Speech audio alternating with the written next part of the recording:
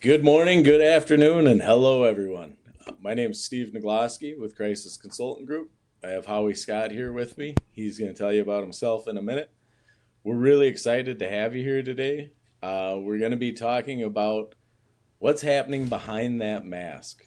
Um, as we're getting back out into the communities, we're traveling, we're wearing that mask, and a lot of the social cues that we use are now hidden. So I'm really excited for today, and I think we're gonna have some great conversation. For those of you who are new to our programs, haven't met us before, we're gonna just give you a little bit of our bios. My name's Steve Naglosky. I am the lead instructor for Calm Every Storm for Crisis Consultant Group. And Calm Every Storm is our verbal de-escalation and then our physical intervention. First 17 years of my professional career, I worked in residential treatment, juvenile males 12 to 17, and all of our clients were court ordered into those facilities. My first shift was 3 in the afternoon till 8 o'clock in the morning. So I got to be the guy that facilitated those tough conversations, facilitated groups, helped clients work through different, if they got tough news from home, and then I was the first face they saw in the morning. As I progressed through, I ended up becoming the assistant director of a program, and then at the end, I ran a group home for 5 years. I was a site trainer, so I taught our staff crisis intervention, the CCG philosophies, and then I came on with Brendan and CCG full time, and that's what I've been doing for just over 4 years now. And the reason that I made that move is because I believe so strongly in our curriculum, and I saw the difference that it made within the organization that I was at and teaching with, that I wanted that opportunity to share this message with as many people as I possibly could. So that's a snapshot of myself, and I'll pass it off to Howie. Yeah, hello everyone. Great to have you again. Thanks for jumping in on the chat there. Love to see where you guys are coming from. California, Florida, North Carolina, West Virginia. Look at that, Nevada. Okay, great. Welcome. And of course, my friend in Nashville, Tennessee. So it's great to see you all. Just getting on Steve's coattails just a little bit about himself. He's a very humble guy and probably not going to tell you some of the accolades he's received, but I know, Steve, real quick before I get in mine, how long did your facility go once you incorporated Crisis Consultant Group and their methodology and philosophy into your facility without a restraint? Well, so right away when we made the transition, because we used to do prone restraints, I saw our holds at our residential facility drop by 50% right away. And the duration of holds that were still happening dropped significantly. We saw a decrease in workman comp claims. We saw an increase in employee retention. But once I opened the group home, those 5 years, we were able to go 5 years without a hands-on incident. Not that we didn't have significant issues, but we were able to avoid going hands-on for 5 years. And I really want to get that. I want to make sure I got the correct numbers. I thought it was 5 years, but I didn't want to not give the correct number. So I think it's a real testament to the program and the culture change and the staff being willing to accept new things and how it can progress to a facility where you were using force quite frequently to where you weren't using it, but still dealing with the same issues. So just wanted to give you that plug because I think that's an outstanding stat to carry with you and speaks volumes about yourself and the rest of your staff there.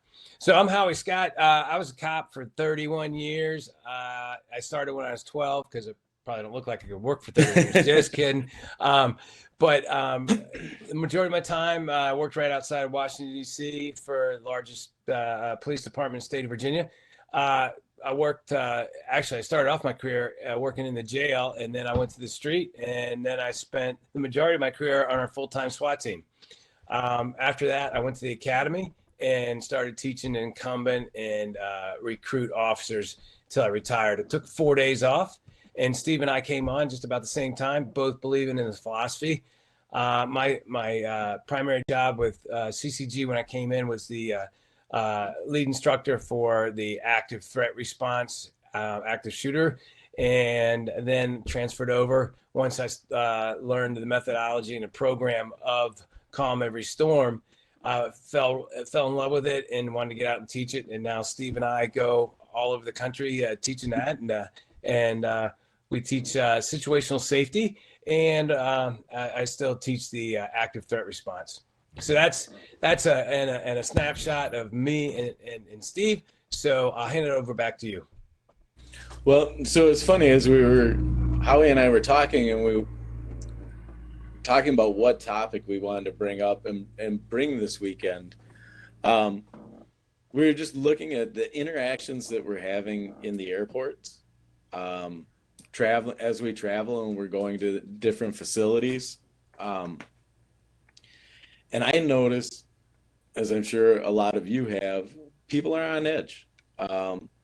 And so much of our communication is done through nonverbal cues that when we put that face mask on, we're losing that smile or that frown for that matter.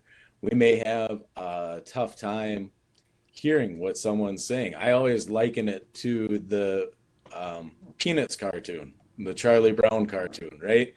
I said, after this 9 months of COVID and masks, I now understand what Charlie Brown's teacher was saying, where previously I had just heard the wah, wah, wah, wah, wah, wah, wah. So I know for myself, going into the airport, again, seeing people more on edge, more confrontational, it behooved me to really take a step back, slow down, and start looking at the body language. And a lot of what we'll talk about today, Timothy, absolutely. Stance, posture, eye contact, lack of it, all great points that we will touch on today. And looking at how I interact with people, making sure that I'm even exaggerating that my eyebrows. I want people to know I'm smiling. It may be a laugh. It's making sure that I'm enunciating clearly when I'm having those interactions. Some of the different things that I've run into recently at the airport, I've had people push past me in the TSA line and then begin yelling or becoming confrontational. I just see a lot more people on edge. And there was one gentleman in the line going through TSA, pushed past. I said, "Excuse me." He turned around, but right away there was something I picked up on with his stance. He didn't stand and have a squared stance. He went bladed. And to me, bladed shows the opportunity or the mindset, the preparation to enter into confrontation. And so that gave me the opportunity to be aware of proximity, that I could get space, but that I was also ready for what might come next. The folks at TSA did a great job. They saw it as well. They intervened, ended up escorting that gentleman away, and we were able to move on without any type of conflict at all. Howie, what have you seen? Yeah, it's some good points there, Steve. I think, when you think about the mask, and although it's become part of our everyday wardrobe, it still is a constriction. Some people find it difficult to breathe, or it gets hot. And that in itself starts to internalize. I was equating it to, while you're talking, I was thinking about, some of our operations where we had to go in with gas masks on. And it's funny because you immediately feel constricted and it's not normal. So we start to think more about ourselves than others. I think it's almost like putting blinders on, but it's over your face. So people, their own agenda becomes more important to them. And I definitely have seen that in the airports where, you let someone by, you motion with a hand or something, go ahead and go on by. No, it's just, I've got a task to accomplish and I'm going for it. Not a whole lot of common courtesy for others. And I think that mask really just starts to bring us in unless you're aware of it, and because we have some of those physical restrictions due to the mask, we're thinking, I guess our mind's clicking over it and thinking more of ourselves, So I think in this era, COVID and mask being mandatory in some places where large groups are gathered, we have lost one of our great identifiers on how to identify what kind of mood, what kind of attitude a person might be carrying. I told Steve earlier, I was trying to make a frown with him and raise my eyebrows, and it's pretty hard, to do that, right? So if eyebrows are coming up, man, people, I think for the most part, they could be smiling unless they're really good at frowning and raising their eyebrows. It just doesn't work that well, right? So Right. with that identifier being gone, which I think is one of the cues, right? Frown, grimace, smile, those type of things. We can't really identify that person or predict or try to analyze what their current mood is and what we're approaching them on. Because a large portion, you think about a mask, it does cover, cheek bones rising for a smile and those type of things. So we lose that. But what it makes us focus on, and sometimes if we find the easy one, if I'm smiling, that's easy. I'm in a good mood, right? So I don't Right. have to really look at any other cues. So it's forcing us to become more aware of other cues, not only restrained to the face. Me personally, I'm pretty good at about 10 seconds of eye contact or facial contact.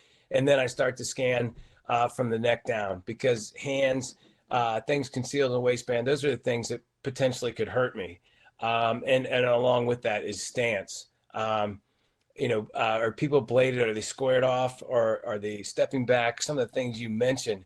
But those are the things we have to become practitioners on now. Or what are the other cues we're getting from somebody if we're not able to identify their facial expressions? Right. No, absolutely. So let's go through it and let's break it down. Eye contact. So I know if someone's looking away, right, they can be uncomfortable, they can be disinterested. If I've got someone that's intent, making good eye contact, I know that that person is invested in what I have to share. What do you see differently with eye contact, or are you? What do I see different with eye contact? Yeah, I mean, Yeah, is that when what I'm you're look when looking I'm for as well? well, when I'm looking at someone's eyes, I'm reading their eyes, and I also look into where they're looking. Right? If I'm looking at somebody and they're making good direct eye contact, I get the impression they're at least willing to listen to me. If I see a lot of scanning of eyes, I tend to think that their thought process is not with what I'm saying directly.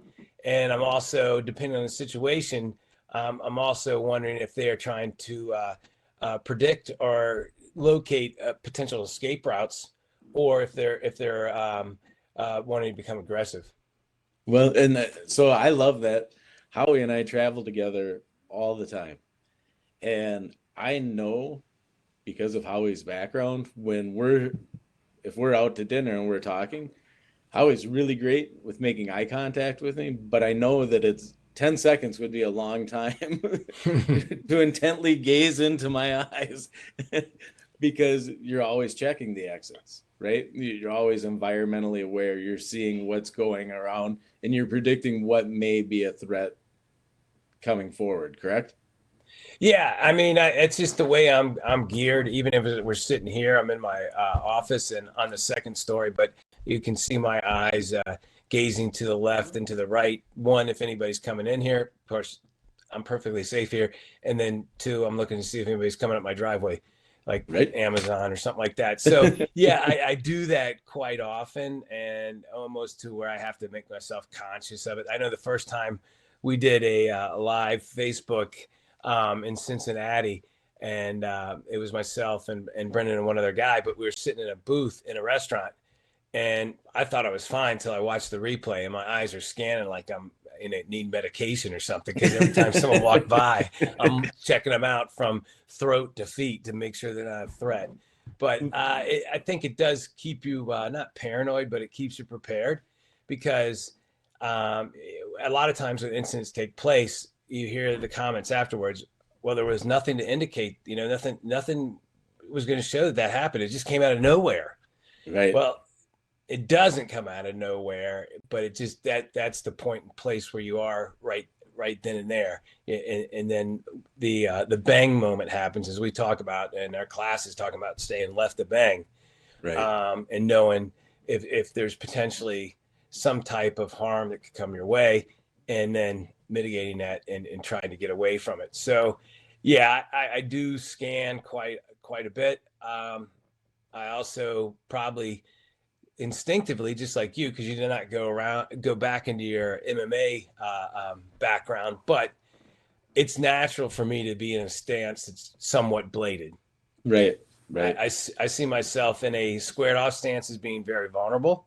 So, and it's not aggressive, I can do other things with my hands to stay open, but I usually have my lead leg forward to some degree. Right. Well, and it's funny because I I find myself scanning so much more now than I did previously. And I joke about when you and I are, if we're out to dinner, that you're not going to have that constant eye contact because you are scanning, but it truly gives me, because you're the professional, and that is what you've been trained throughout your professional career. It gives me a sense of comfort and confidence. I find it calming. If I travel by myself, I always want my back against the wall so that I can see everything coming and going. I know that when you and I go out to dinner, I'm not going to get that option. I'm going to have my back to the door. You win, you trump.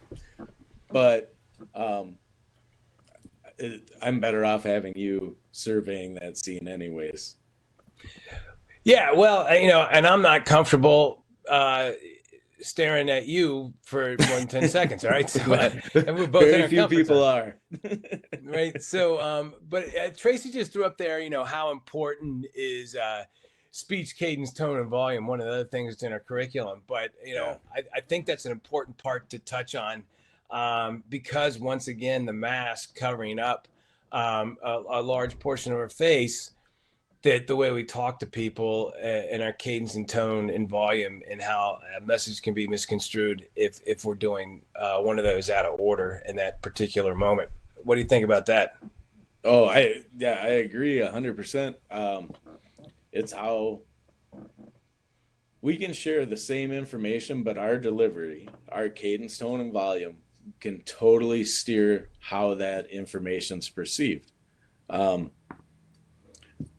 Working at the group home, right? I can come in, I can give clear direction, but if I am coming in with that authoritative voice of this is what needs to happen, right? And I'm coming out, that's going to shut people off and that's going to put them on the guard.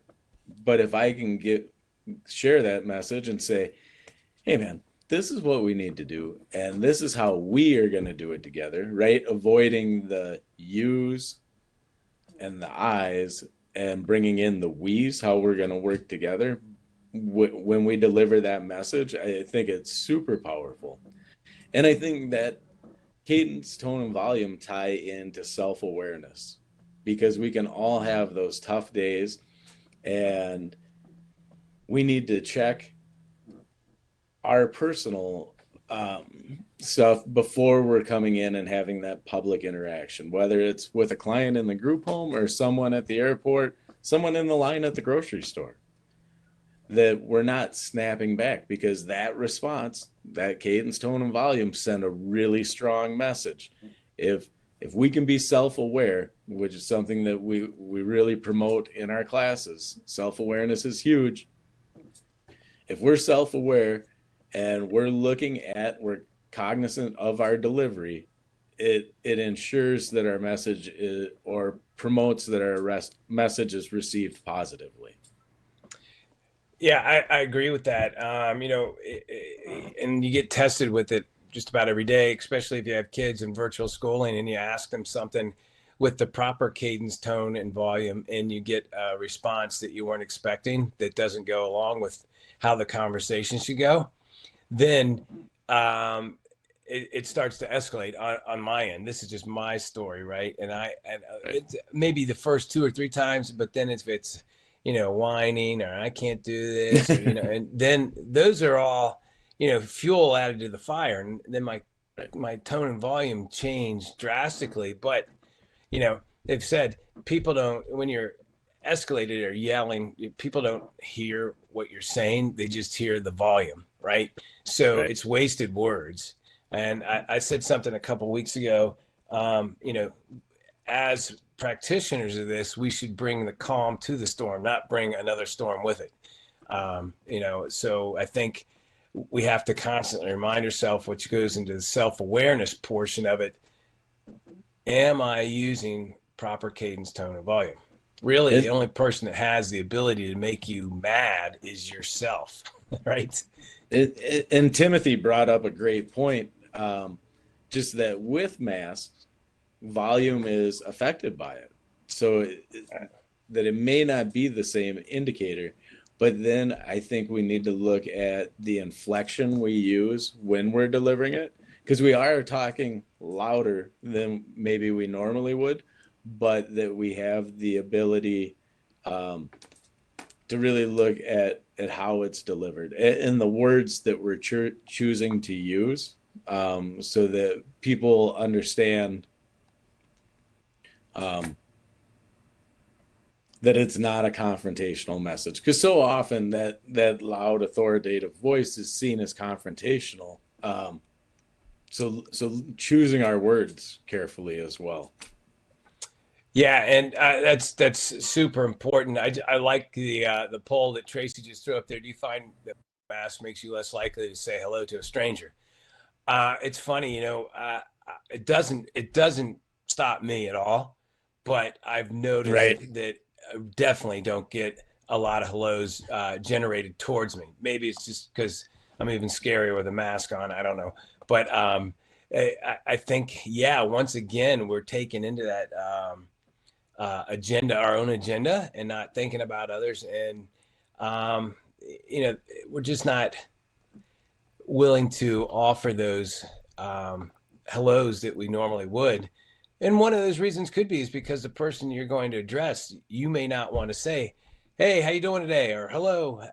Someone coming down the grocery store aisle, and they got a big frown on their face, or they're crying or something. You can't see it. So I think that it does definitely take away from our ability from distance to predict how somebody's mood is.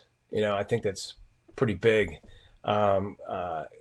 as far as folks not being willing to take that step and say hello to each other, which then again has consequences within itself, because the less likely we are to talk to people, I think the more likely we're to become more consumed with self. Right. And I'll say for myself too, I find myself nodding and waving more than I did pre-mask, because we've lost that smile. But also, if I'm going into an area that I'm unfamiliar with, there's a higher likelihood for random aggression.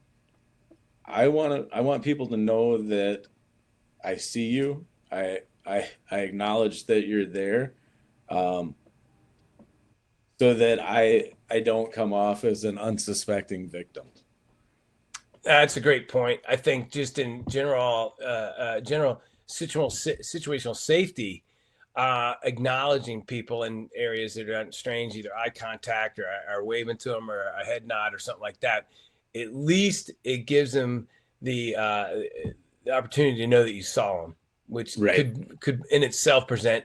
You know what? I don't want to escalate this any further because that person's already identified me. They see me. And if, bad guys are looking for victims, I often equate it to the lion and the wildebeest. The lion never goes after the strongest, biggest wildebeest. He always looks for the injured, the sick, or the little one, the one that's not paying attention. So I Right. think paying attention to that detail is extremely important. Yeah, so we're getting to the 5 minute mark, Steve. I know you had No, I see that. I know you had a ton of stuff, um, um, because we've been working on this for a little while. So I wanted to make sure we got an opportunity to cover those things that you had that related to body language. Well, so I thought one really interesting, and we've talked a little bit already about stance. Um, a squared stance is not necessarily confrontational, and looking at the direction that the people's feet are pointed. If someone's in a squared stance, so their feet are in line with their shoulders and their feet are pointed in your direction, that's not a confrontational stance, and it actually is an indicator of investment in the conversation. But then we talk about that bladed stance where your lead leg is out front, back leg, so our shoulders are turned a little bit. That's showing preparation or preparing for confrontation. Nothing is 100% of the time. But let's say I am in a business meeting and I'm watching foot placement as we're having this conversation.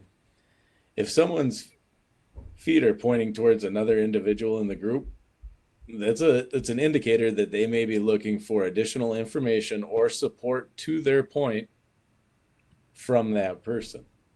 Um, the same with glancing. If we're having a conversation with someone, and if it's in a group and they look across the table and they keep going back to that person, they're looking for support from that person towards their point of view. If someone is glancing towards the door, it may be training that they're looking at what may be coming next, or it may be, man, I want this conversation to be over and I can't wait to get out that door, right? So, stance, glance, proximity. We all have our own personal bubbles and we have our personal space. We have different people have um, different comfort levels with super close talkers. I'm not comfortable with that. I'm a believer. I like that arm's reach, that I can share the same information, and it affords me the opportunity, if something were to come out of it, that I may be able to protect myself. Um, what do you got with that, Howie? Yeah, well, I was just looking at some of the chats. I was looking at Reiner there, and he said we must never overlook those whose stance may be squared and whose delivered body language seems passive. Agree with you 100%. Stance is just a potential indicator, but aligns with so many other things. And you're exactly right when you talk about people who train in prisons to when they get back out to become passive, to look passive, the whole time formulating a plan on how they can, injure you or hurt you or possibly potentially kill you. So yeah, it's just one indicator. It's not the indicator. There's people, fighters that are perfectly comfortable fighting a novice or someone who's not skilled in a squared off position. Mm-hmm. Um, that once again, that could be the bait. So you would have to look at numerous indicators, which leads back to what you were talking about, Steve, which I'm a huge proponent of, is space and distance, right? Um, and not letting people encroach upon your personal space, right? And we do this in our classes all the time, where we talk about arm's length distance, right? Is that a safe space? And we agree, certainly not with someone who has the potential for aggression. So great questions, appreciate that. I Yeah, see we just ticked absolutely. over the 30-minute mark there. So And I think that this is really been helpful for me, talking about the things that we do in the world today that are different from 9-10 months ago, and how we interact with people. right, absolutely. And yeah, I always thoroughly enjoy it. I would encourage everyone to come back next week, as we present again, and Howie and I will continue to present on Thursdays. If you found this information helpful, if you'd like to learn more, please check out the website. Howie and I would love the opportunity to come out and train at your organization, whether it's that environmental awareness, active threat response, verbal de-escalation, physical intervention. Our goal every day, we want to make the world a little bit safer. And if we can come and work with your organization, we'd love that opportunity. So until next time, everybody stay safe, have a great week, and looking forward to seeing you all next time. Have a good week.